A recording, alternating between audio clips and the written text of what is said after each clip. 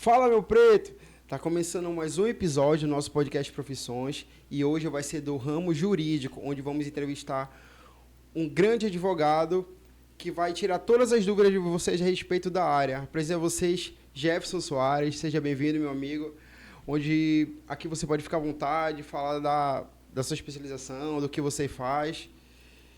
E para a nossa primeira pergunta, quem é Jefferson Soares Silva? Como você se descreve, sua trajetória? Fala aí para nós. Primeiramente, obrigado, Lucas, pelo convite. Eu me Isso. sinto muito honrado de estar aqui, participando do podcast Profissões, falando um pouco sobre a minha profissão, sobre a minha trajetória acadêmica, profissional. Então, eu iniciei na advocacia em 2015, quando eu me formei em Direito pelo Centro Universitário do Estado do Pará. Após isso, eu fui me especializando na área, acabei fazendo 3 especializações. Hoje em dia tenho especialização em advocacia civil, tenho especialização em processo civil e processo do trabalho e especialização em direito do trabalho e direito previdenciário. Além disso, recentemente eu finalizei um mestrado pela Universidade Federal do Pará com ênfase em processo civil, que é a minha principal área de pesquisa, e lancei um livro recentemente também pela editora Totti. Olha só o livro dele aqui, pessoal. Show de bola. Maravilha. Mas, Jefferson, é assim, cara, o que te levou a escolher o direito? Mais especificamente, o processo civil com eixo central em pesquisa?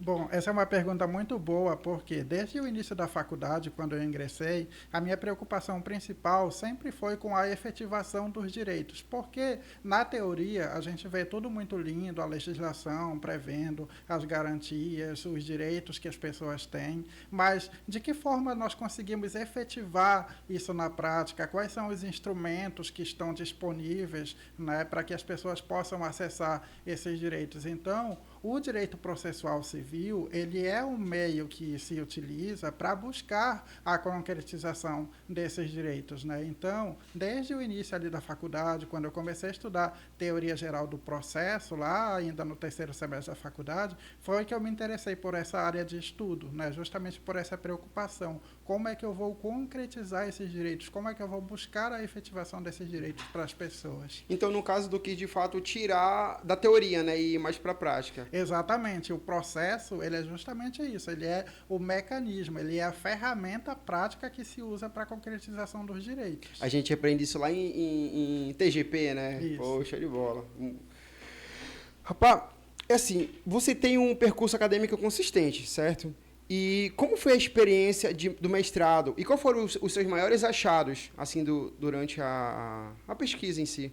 Olha, o mestrado para mim foi um desafio à parte, porque eu, apesar da minha experiência com pesquisa avançada desde a graduação, onde eu fui membro da Clínica Jurídica de Direitos Humanos, também fiz atividades de extensão, o mestrado ele exige muito mais da gente. É uma área onde você precisa ler bastante, você precisa ter conhecimento dos autores, você precisa adentrar realmente. As disciplinas também são muito densas, com uma carga teórica muito grande, é um desafio. E a pesquisa em si, ela também te exige bastante, porque o que se exige da gente também, como pesquisador, é saber o estado da arte sobre um tema, não é simplesmente falar de maneira vaga sobre determinado assunto, mas sim você demonstrar que você tem um conhecimento profundo sobre aquilo que é o seu objeto de pesquisa. Exatamente. No meu caso, quando eu ingressei no mestrado, foi-me proposto pesquisar os limites dos negócios jurídicos processuais, que inclusive foi o tema da minha dissertação e é o tema do meu livro, que é a versão comercial da minha dissertação de mestrado. E aí, o grande desafio foi vislumbrar na prática como que é feito esse controle, de que forma eu vou equilibrar a autonomia das partes com o viés publicista do direito processual civil. Então, incrível, cara. Essa foi o maior desafio aí na busca pela concretização do mestrado. A tua área, assim, envolve também direito do consumidor? Também, eu também tenho, como a gente costuma dizer que apesar de o direito do consumidor ser um ramo próprio, ele tem sua autonomia científica, ele também está ali relacionado com o direito privado, né? Um sub-ramo, por assim dizer, do direito civil. Não é tecnicamente correto se dizer por conta da autonomia científica e acadêmica que esse ramo tem, mas os institutos são bem parecidos com os institutos de direito civil, né? Você tem a reparação dos danos causados aos consumidores e tudo mais, então são áreas que elas conversam entre si. Então andam de mão dada, né? O direito civil e o direito do consumidor. Eles andam de mão dada, então dá para conciliar muito bem essas duas áreas de atuação. Jefferson, eu sempre penso assim que na faculdade sempre tem algum professor assim que faz tu gostar de certa matéria. Porque quando eu comecei no curso, eu entrei casado com direito penal, mas aí conheci uma professora que era doutora em direito civil. Cara, simplesmente me apaixonei pela matéria. Quando veio assim a respeito sobre direito da personalidade e tal, então sempre tem alguém assim que vai fazer um diferencial na nossa vida, principalmente a parte acadêmica. Sim. Né? Cara, eu tô vendo aqui que tu também atua em grupos de pesquisa vinculados ao CNPq, né? E qual a importância dessa participação para a tua formação? Então, a atuação nos grupos de pesquisa, ela é importante porque você consegue aliar a teoria à prática. Nos grupos de pesquisa, eles são grupos de discussões, onde a gente ali delimita temas que vão ser abordados pelos colegas, juntamente com os professores coordenadores e os líderes do grupo de pesquisa e que vão conduzir a gente. Por exemplo, tem o grupo de pesquisa e inovações no processo civil, que é liderado pela professora Rosalina Moita Pinto da Costa, que foi minha orientadora do mestrado na UFPA, né, onde nós estudamos institutos próprios do direito processual civil, nós já tivemos estudos sobre coisa julgada, nós já tivemos estudos sobre tecnologia aplicada ao direito, cooperação judiciária, negócios jurídicos processuais, né, diversos temas relacionados. Inclusive, agora, mais recentemente, nós estamos estudando sobre tutelas provisórias. Né? Então, são escolhidos determinados temas espinhosos que realmente têm uma discussão mais acalorada, seja na doutrina, seja na jurisprudência, para a gente poder abordar. Já o grupo de pesquisa de processo, atuação do Poder Judiciário e políticas públicas, que é do CESUPA, a gente pesquisa mais sobre a atuação do Judiciário com foco no Supremo Tribunal Federal, na atuação do Supremo Tribunal Federal, nas decisões do Supremo Tribunal Federal, no impacto das decisões do Supremo Tribunal Federal sobre políticas públicas, né, judicialização da política, então o foco é mais nesse sentido. Mas, com a bagagem de conhecimento que a gente adquire nos grupos de pesquisa, consegue aliar isso muito bem com a advocacia e poder entregar uma advocacia de melhor qualidade. Maravilha. Bom, falando de advocacia, obviamente você é advogado, né? Então, como é que tu concilia, cara, a tua atuação como advogado, a pesquisa, ao teu mestrado? Não, teu mestrado não, tu já concluíste, né? Então, de fato, como tu concilia a advocacia às tuas pesquisas, assim, a respeito de tempo com clientes e tal, etc.? Olha, eu costumo dizer que tudo é uma questão de equilíbrio. Quando eu ingressei no mestrado, muita gente falou assim, meu Deus, Jefferson, tu és maluco, como é que tu vai conciliar a advocacia com o mestrado? É muita coisa para dar conta. Mas, no final das contas, acabou dando tudo certo. É uma questão de organização, de você poder distribuir o seu tempo de uma maneira adequada, separar um tempo ali para fazer as leituras, tirar uma parte do dia para se dedicar à advocacia, que é aquele período do dia mesmo, né, durante o dia ali no escritório, fazendo as petições. Como eu era um advogado que atuava mais internamente, fazendo petições mesmo, eu não tive muito problema com relação a isso, né, diferente do advogado que atua mais externamente, fazendo audiências. Mas hoje em dia tu atua mais externamente ou internamente? Então, como mais recentemente eu acabei trocando de escritório, eu atuo nas duas frentes. Olha. Pela manhã é mais voltado para audiência e atendimento aos clientes e à tarde para a confecção de peças, né? Nossa. Aí de noite e de noite? De noite é voltado para a pesquisa. De noite eu tiro tempo para fazer minhas leituras, porque como eu estou em processo aí de seleção para o ingresso no doutorado também, tem que estar atualizado, buscando fazer as leituras, construir aí as ideias que vão ser se sedimentar daqui para frente. Tu é uma máquina ou tu é um ser humano? Era, rapaz. Não dorme nunca, não? Não, dorme ali umas 3, 4 horas por 3, dia. 4 horas? Caramba! Jefferson, assim, e qual é o seu foco na advocacia? E como tu se organiza na atuação profissional? Então, o meu foco na advocacia é mais a advocacia civil. Eu sou apaixonado pelo direito civil, né? Desde dali do início da faculdade. Sim. É a área que eu me interesso realmente. Depois que eu fiz a minha primeira especialização, que foi em processo civil e processo do trabalho, eu também enveredei um pouco para a área trabalhista. Tive uma professora excelente na graduação que também despertou esse interesse em mim pela área trabalhista, que é a professora Emília Farinha, né? Então, eu aprendi muito com ela e isso facilitou bastante eu enveredar por essa área também. E hoje em dia eu costumo dizer que eu sou um advogado civil e trabalhista. São as minhas principais áreas de atuação dentro da advocacia. Elas de fato são áreas que são diferentes ou elas estão ligadas umas à outra? Olha, na prática elas são completamente diferentes, porque os ritos eles são muito diferenciados. Na Justiça do Trabalho você tem um rito mais abreviado, o processo é feito para durar menos, né? No processo civil, o processo civil não, o processo civil ele tende a se alongar mais. Ah, tu disseste no trabalhista que é para ser menos?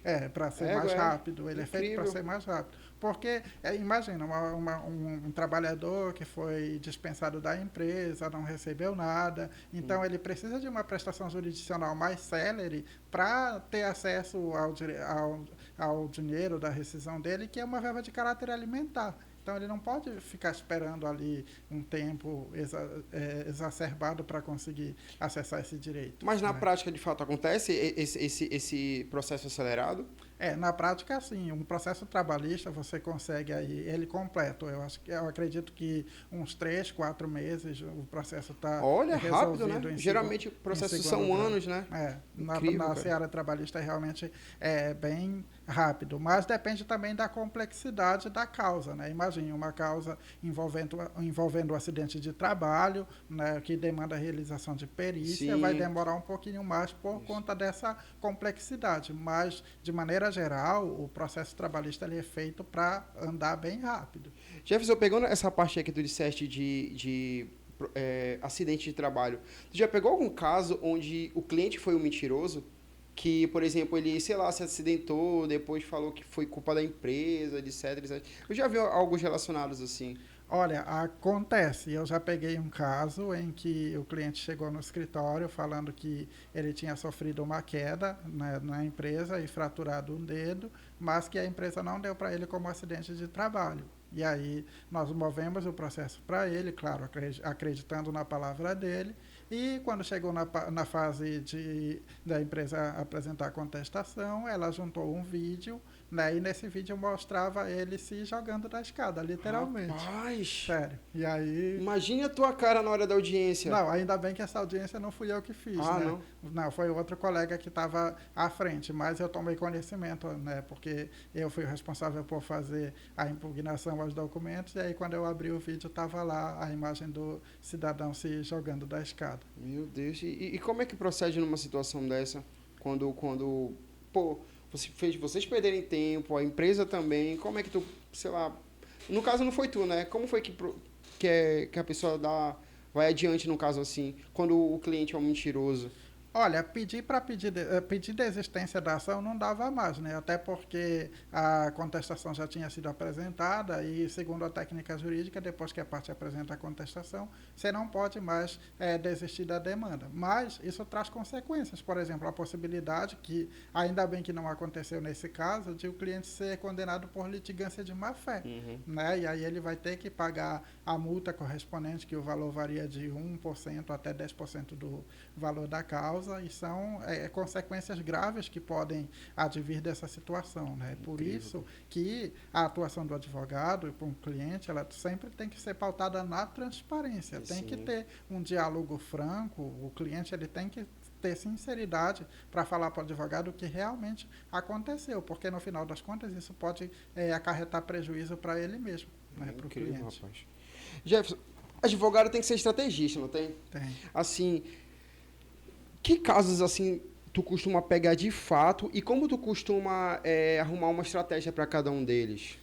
Olha, geralmente eu gosto muito, e é uma área que me interessa bastante, reparação civil, indenização por dano moral, indenização por dano material, Uhum. né? Então, essas demandas, elas são bem interessantes para mim. Mas eu também atuo em outras frentes. Por exemplo, eu atuo muito com direito de família, questão de guarda, divórcio, alimentos, direito sucessório também, principalmente Interessantíssimo, sim. inventário, né? Uhum. Então, mas é assim, cada processo é um processo, não existe fórmula mágica. Ah, porque eu já tenho aqui uma receita infalível que ela vai servir para todos os processos. Não, cada processo ele tem as suas nuances, tem as suas complexidades, existe uma estratégia diferenciada, é o que a gente costuma chamar de advocacia artesanal. O que é a advocacia artesanal? É aquela que o advogado ele vai sentar ali, ele vai analisar as provas que foram trazidas, ver se elas se alinham com a narrativa que o cliente está apresentando, para buscar aí a melhor solução de acordo com o caso concreto, né? Uhum. Então, é isso que vai definir a estratégia de ação. Quando o cliente leva a causa para a gente não sabe de imediato como vai proceder naquele caso. Uhum. Né? Depois de ouvir a narrativa, analisar as provas, é que a gente vai definir. Por exemplo, isso é um caso de tutela antecipada, dá para pedir aqui uma tutela de urgência, por exemplo, o meu cliente me procurou porque ele precisa fazer uma cirurgia, mas o poder público não tem leito disponível. E aí, é um caso de grave, se ele não fizer a cirurgia, ele pode vir a perecer, a falecer por conta disso. Então, vamos aqui pedir uma tutela de urgência antecipada para que ele tenha acesso a esse leito, e se o poder público não conseguir disponibilizar um leito para ele na rede pública, que seja disponibilizado na rede privada às expensas do poder público. Ou seja, você vai lá, pega um leito da iniciativa privada e o poder público vai custear esse leito para o paciente. Isso é comum ou é incomum acontecer? Olha, é bem comum, até porque a demanda por leitos ela é muito grande, né? A gente tem um déficit de leitos aqui em Belém. A gente tem um déficit de leitos aqui em Belém para os pacientes. Então, muitas vezes o cliente, o paciente, ele precisa se socorrer da via judicial para conseguir esse leito. E não só com relação a leito, por exemplo, um medicamento de alto custo, né? Ou então há uma fórmula ali que a criança precisa tomar e que não tem condições de comprar, tudo isso pode ser judicializado para que o poder público possa atender a essas demandas. Jefferson, assim, e quais são os seus maiores desafios práticos que você enfrenta na advocacia, assim? Por exemplo, sei que tem muitos problemas e tal, mas como é que tu supera eles? Quais são teus desafios, certo? Por exemplo, se for um desafio, sei lá, bem pesado, e como é que tu supera eles? Olha, um dos principais desafios que a gente enfrenta na advocacia, eu acho que eu falo por todo mundo quando eu menciono isso, é com relação à sobrecarga de processos. Né? Existem muitos processos tramitando e isso acaba retardando um pouco a solução para os casos. E aí isso impacta muitas vezes na própria imagem do advogado, né? Sim, com Porque certeza. o cliente ele pode imaginar o seguinte: o advogado está fazendo corpo mole, o advogado não está trabalhando direito, esse processo está demorando demais. Mas o que não se pensa é que existem milhões de processos tramitando no judiciário. Atualmente, segundo dados do Justiça em Números 2025, que se refere ao ano de 2024, são mais de 80 milhões de processos tramitando no Brasil inteiro. Então, é muita coisa. E aí a gente tem também um reduzido número de servidores públicos para prestar esse serviço, que é um serviço, né? Serviço público de justiça. Isso acaba atravancando o andamento dos processos, porque não tem funcionários, não tem servidores suficientes para dar vazão a esses processos. Esse é um dos principais desafios. Aí, no caso da demora, o cliente fica revoltado e acha que a culpa é totalmente do advogado, né? Que o advogado é um incompetente, já quer mudar de advogado. Exato, e acontece muito. Às vezes, lá no escritório, geralmente chega alguém para reclamar, dizer: olha, doutor, eu estou com uma causa assim, assim, assim, mas o meu advogado não me dá nenhum retorno, eu acho que essa causa está demorando demais, eu quero tirar da mão dele. Aí a gente sempre fala o seguinte, olha, eu, infelizmente, não posso assumir a sua causa. Você tem que primeiro resolver a sua situação com o seu advogado, conversar com ele. Se for o caso, destituir ele da sua causa, revogar o mandato dele e a OAB, porque a OAB também intervém nesses casos em que supostamente o advogado abandonou a causa, né? Porque a gente sempre, quando chega um cliente assim, a gente sempre duvida, mas será que o advogado não está fazendo nada mesmo nesse processo? Como geralmente os processos são públicos, a gente sempre dá uma olhadinha para ver. Aí está lá a petição do colega, geralmente um mês antes do cliente procurar a gente, ele fazendo alguma coisa no processo, tentando impulsionar o processo. Então, isso tem mais a ver com o cliente do que com o advogado, né? Exatamente, Incrível, tem mais a ver cara. com o cliente, porque como a pessoa não tem paciência para esperar o trâmite normal do processo, ela acha que está demorando e que a culpa é do advogado e não quer mais aquele advogado, entendeu? Incrível, cara. E Jefferson, e em termos de relação com o cliente, cara, quais competências são determinantes para ti? Eu acho que o mais importante de tudo são duas coisas. Primeiro, a ética profissional. Você tem que manter a sua ética o tempo todo, não pode se desviar dela para nenhum canto. Né? E o outro ponto é o diálogo, né? A comunicação, a forma como você vai falar com o cliente, a forma como você vai esclarecer as situações para ele é muito importante, até para não criar uma falsa expectativa no cliente. Né? Eu sempre brinco, mas eu brinco falando um pouco sério, que assim, quando chega um cliente dizendo, doutor, mas isso aí é causa-ganha, né? Aí eu sempre digo, olha, primeiro de tudo, se um advogado chegar para você e disser que o seu processo é causa-ganha, corra para bem longe. Está no Estatuto da OAB, isso daí que não pode prometer causa-ganha, né? Isso, não pode prometer ganho de causa. Então, quando o cliente chega para mim com essa história de causa-ganha, eu já deixo claro para ele que isso não existe, tá? Outra coisa, você tem que sempre deixar claros os riscos inerentes àquela demanda, né? Quais são os riscos inerentes àquela demanda, o tempo médio de tramitação do processo para que tenha uma resposta, porque não adianta você chegar, não, semana que vem eu vou resolver o seu problema, porque não depende só da gente, Sim, né? Como claro. eu falei, depende de todo um sistema de justiça aí integrado para poder entregar essa prestação jurisdicional. Então, precisa desse diálogo franco com o cliente, precisa esclarecer a ele todos os pormenores a respeito da demanda, até para não impactar, eventualmente, de você ser responsabilizado, ser chamado ali na OAB para responder disciplinar. Até porque, se tu não for claro, cara, ele vai criar uma expectativa na cabeça dele que não existe, né? Que vai querer a respeito de uma coisa rápida e que geralmente na prática não é bem assim que acontece. Exatamente. Né? Maravilha. E, cara, para finalizar, qual o conselho prático que você daria aos jovens advogados que querem montar ou fortalecer sua própria prática?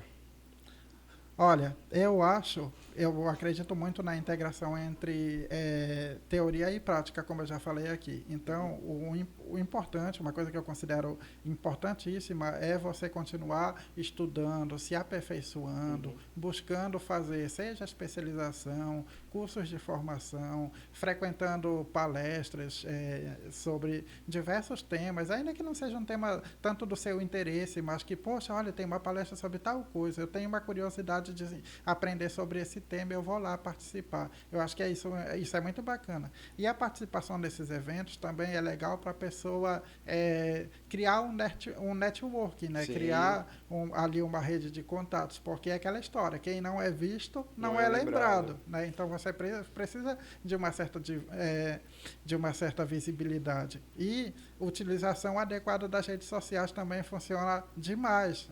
Hoje em dia está todo mundo interligado, qualquer pessoa tem um celular com acesso a diversas ferramentas, né? Tem Instagram, tem TikTok, tem Facebook, YouTube e tudo mais, e que, se bem usadas, elas podem trazer aí grandes benefícios para a advocacia. Claro que precisa observar os deveres éticos da profissão. Né? Então, tem um provimento da OAB que regulamenta a utilização das redes sociais para a área jurídica, para a atividade advocatícia. Então, seguindo as regras direitinho, você consegue aí desenvolver legal na advocacia. Maravilha. E Jefferson, também para finalizar, cara, fala pra gente um pouco do teu livro aqui, que foi lançado recentemente, né, que a gente acompanha. Fala aí pra gente um pouco dele, qual foi a base da tua pesquisa, por que escrever nessa área aqui. Explica pra gente. Tá. Esse livro, como eu já falei, ele é fruto da minha dissertação de mestrado. Nele, eu discuto os limites dos negócios jurídicos processuais e ele é dividido basicamente em duas partes. Uma parte que é mais teórica, onde eu falo ali dos fundamentos dos negócios jurídicos processuais, abordo a tipologia dos negócios jurídicos processuais, eu falo do conceito, da natureza jurídica, da classificação, falo da cláusula geral de negociação processual, que foi inserida ali pelo artigo 190 do CPC, que é uma novidade na legislação, a possibilidade de que as partes possam negociar sobre aspectos do procedimento. E, em seguida, eu vou falar um pouco sobre o embate que tem entre publicismo processual e privatismo processual, onde o privatismo ele defende a ideia de que houve um retorno à época em que o processo civil era visto como, o processo em geral era visto como um contrato, algo exclusivo ali das partes, sem intervenção do Estado, e a corrente publicista que diz que não, que mesmo que o Código de Processo Civil de 2015 tenha dado maior autonomia para as partes, o processo continua atrelado ao interesse público por conta da atividade jurisdicional, que é uma atividade de interesse público, e que essa liberdade das partes encontra limites. E aí, quais são esses limites que a doutrina traz Sim. e que a jurisprudência também corrobora? São os direitos fundamentais, as normas cogentes, que são as normas de ordem pública, a reserva legal, que são aquelas matérias que só podem ser tratadas mediante lei, por exemplo, o recurso. O recurso ele tem como uma de suas características a taxatividade. Então, por conta da taxatividade legal, o recurso só pode ser criado por lei. Por conta disso, não posso ter um negócio jurídico processual para criar um novo recurso que não existe na legislação. Né? E, além disso, os negócios jurídicos processuais não podem impactar na atividade do julgador. Imagina, o julgador ele tem a prerrogativa prevista ali no artigo 139 do CPC de produzir as provas de ofício, né? Que ele precisa ali para o julgamento da causa. Aí, imagina, as partes chegam para o julgador e dizem o seguinte: Excelência, eu não quero que seja produzida determinada prova no meu processo. Mas o juiz pensa, espera aí, como é que eu vou conseguir julgar esse processo se eu não vou produzir a prova de que eu preciso para formar o meu convencimento? Né? Então, por conta disso, se entende que essa prova ela seria inválida porque ela interfere nos poderes instrutórios do julgador para a produção probatória. E aí eu utilizo como pano de fundo, como reforço argumentativo, a análise de jurisprudência do STJ. Maravilha. Então tudo isso está no livro. Tudo isso está no livro. Rapaz, incrível, tem um livro de carga mesmo, né? Jefferson, como o pessoal viu, como eu vi também, vi que tu é um cara muito inteligente, você manja muito da área que tu é especialista. E se alguém quiser te contratar, quiser fazer uma consulta, tá? Como é que a pessoa pode te achar? Então, pode me encontrar pelas redes sociais, lá pelo Instagram, Jefferson Soares, ou pode me encontrar também pelo Facebook ou pelo meu telefone, tá? Bom, Jefferson, como a gente viu aqui, nosso papo foi bem cabeça, assim, eu, por exemplo, gostei demais, cara, mas assim... E uma pessoa que quer ter uma consulta contigo, como é que ela pode te achar? Como é que ela pode... eu quero ter uma consulta com aquele advogado que tu entrevistou lá. Como é que ela pode te achar?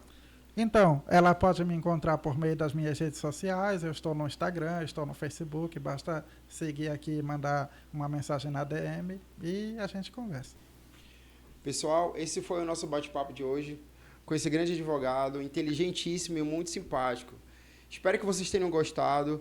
Dá aquela curtida lá pra gente, coloca aqui nos comentários que profissões vocês querem ver na próxima semana. Jefferson, muito obrigado, meu amigo, você vai ser sempre bem-vindo aqui.